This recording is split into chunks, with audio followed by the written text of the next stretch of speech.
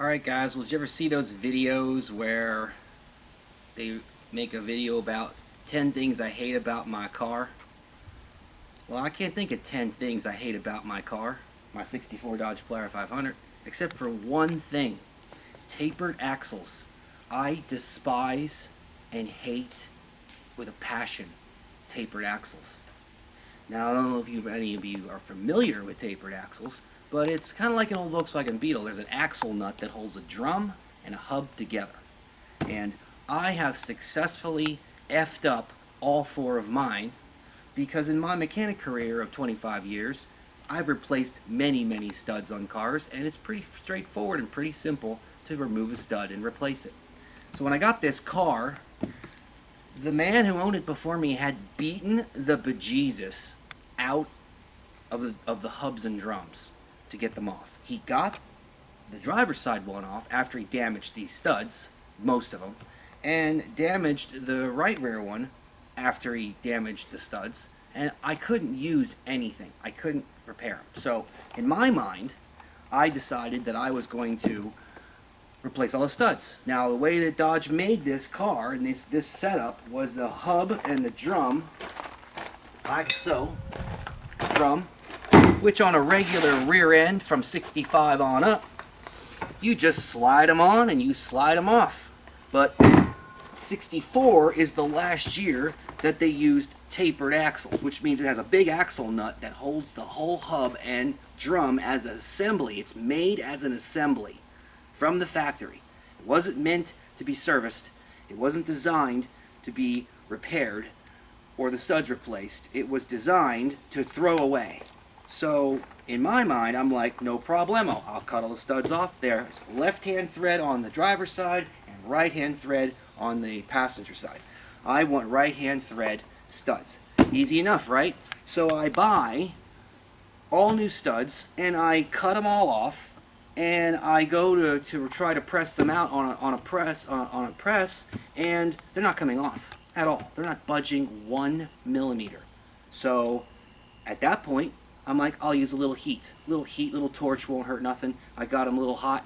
I started pressing them out. Boy, and they fought me anyway, even heating it. Now, something was wrong, and by the time it was wrong, I had bent the hubs on all four of them. They're all bent slightly, and you cannot have a bent hub because you're going to get some kind of wheel shake. And the problem is we can't drive faster than 65, and Gail doesn't like to go that slow.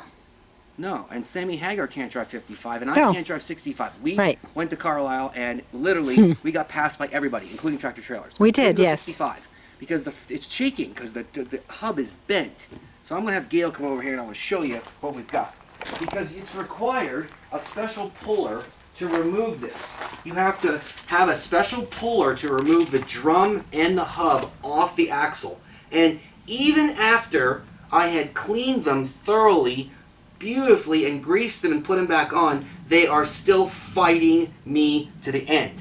With a puller, I can't get them off. So when I was working on this car originally, I had to go get my dad's acetylene set and heat this thing up cherry red, and pow! It sounded like a gunshot going off when that thing came off.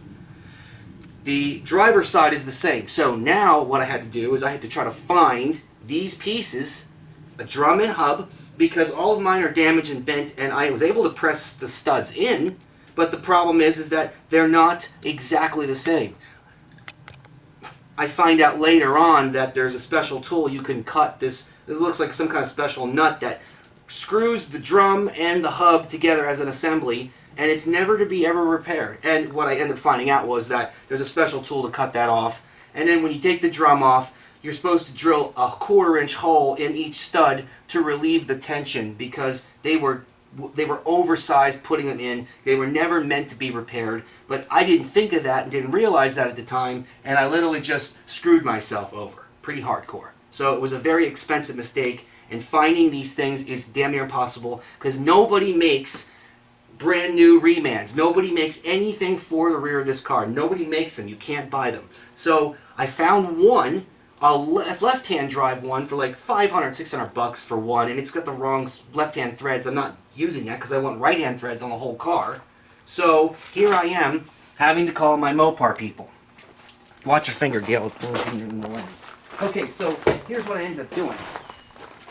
I ended up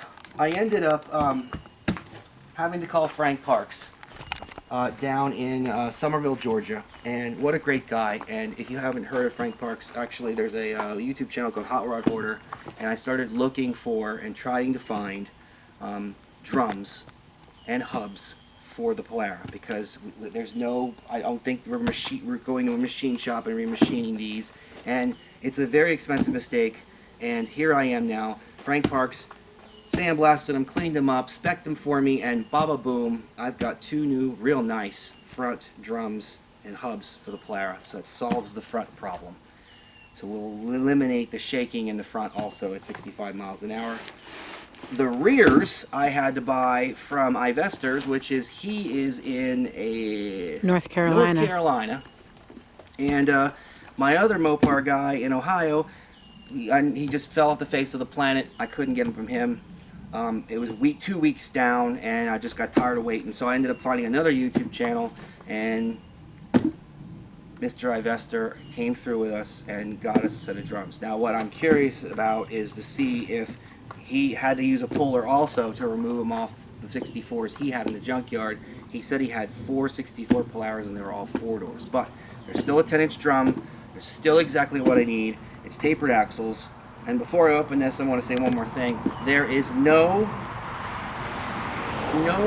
aftermarket support to change these axles over to like a 65 style, like what you'd see on every normal axle assembly, where you just pull the drum off and it slides in and it locks in somehow, or through the diff like a GM or whatever, a Mopar one. I'm not super familiar with it because I'm a Toyota guy and I've been monkeying around with Toyotas, and it wasn't very often that I pulled diffs apart in the field of my career when I was a mechanic. So I am so curious to see the condition of these, because this is the reason for the season, and what I'm hoping for is that they're not beaten to death, that they are usable drums. And I can see already that that thing was, look at that, Gil. That cool. end looks like it's not, looks like it was beaten on too. Yeah, they probably couldn't get them off either. No. Great. Which is probably the reason why I can't get mine off, because they had been beaten to death so bad that they, well, they all are right hand. Which is what you wanted. Look how rusted that one is, Gail. Mm-hmm. That one had water laying in it. So, yeah, and they've got a keyway in here. So this has to be thoroughly cleaned up. And hopefully all the threads look okay. They look like they are, but they look like this was at a junkyard for a long time. So I'm going to have to spend a whole lot of time cleaning them up. But for 50 bucks a piece, it's worth my labor time. This one, on the other hand, is a little disappointing. But I don't even know if it's going to even go in there, because I can see it was beat with a hammer. Look at this one. That's what happens to all these over the years. That one looks pretty good, well, but that one does not.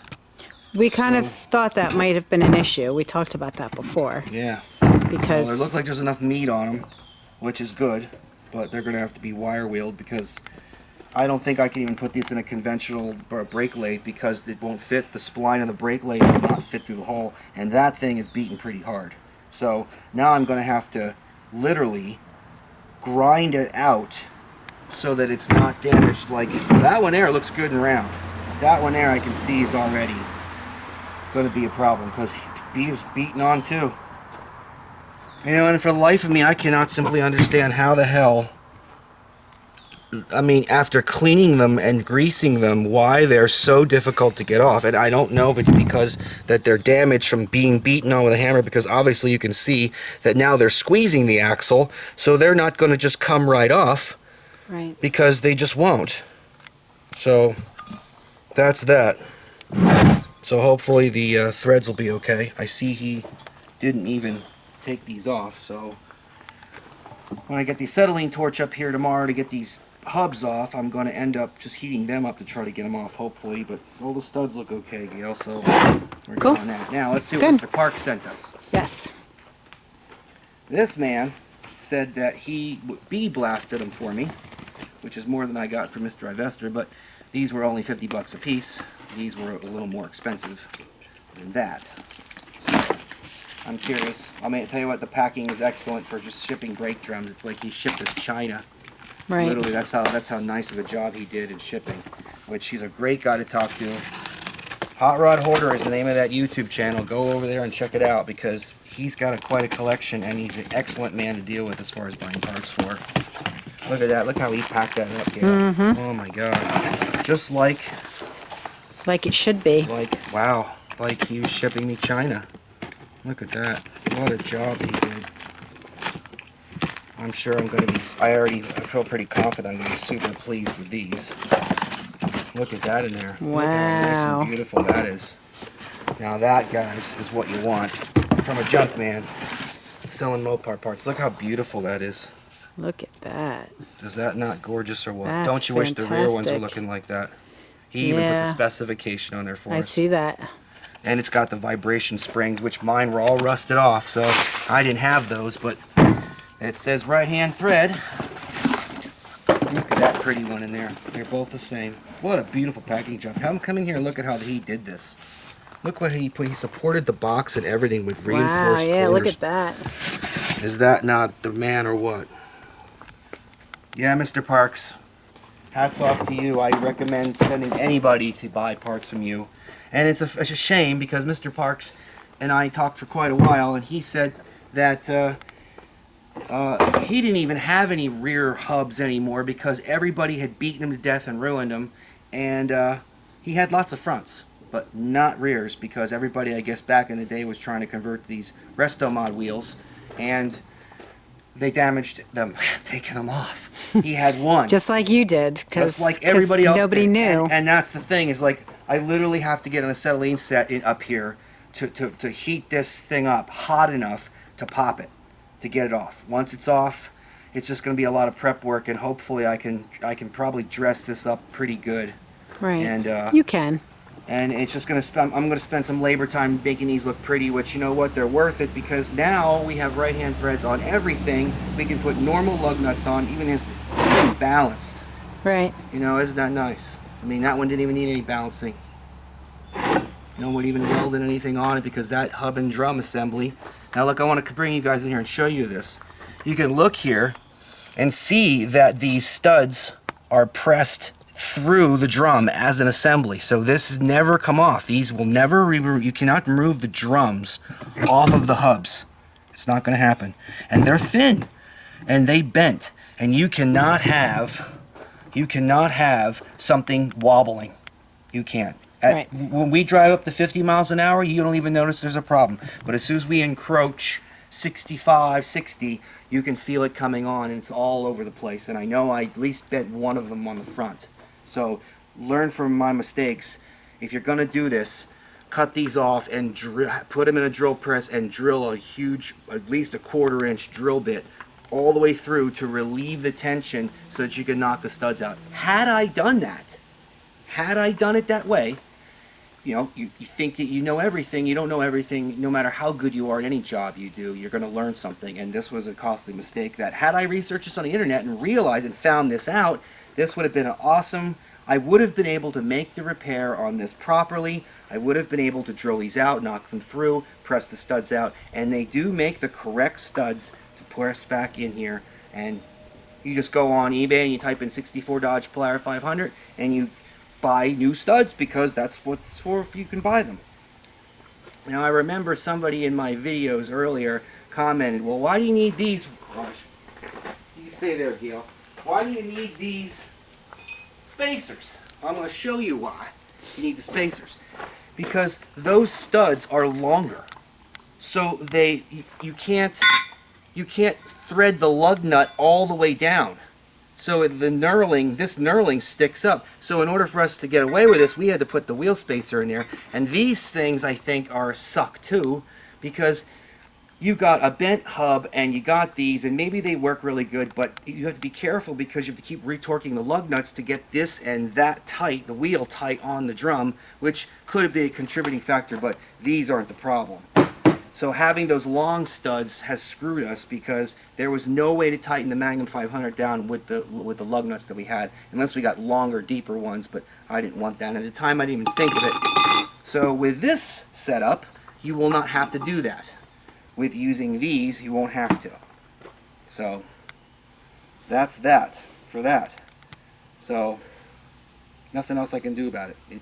Damage has been done.